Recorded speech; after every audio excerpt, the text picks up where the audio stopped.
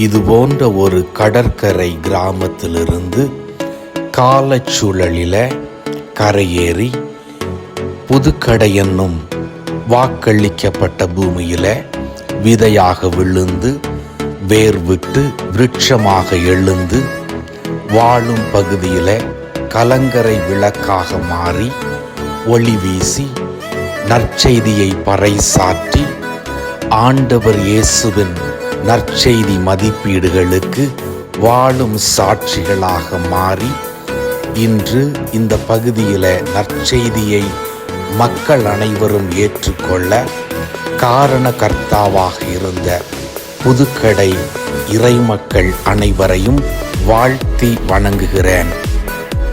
இவ்வாண்டு நம்முடைய விசுவாச பயணத்தில் 115வது மைல் கல்லை தாண்டுகிறோம். 115வது ஆண்டை நிறைவு செய்யும் புதுக்கடை பெரிய கோயிலின் பெருவிழாவானது அக்டோபர் 6ஆம் தேதி திருக்கொடியேற்றத்தோடு துவங்கி அக்டோபர் 15ஆம் தேதி பெருவிழா திருப்பலியோடு நிறைவு பெறுகிறது. இந்த விழாவிற்கு மானிடர் யாவரையும் மனித நேயத்தோடு வரவேற்கிறோம்.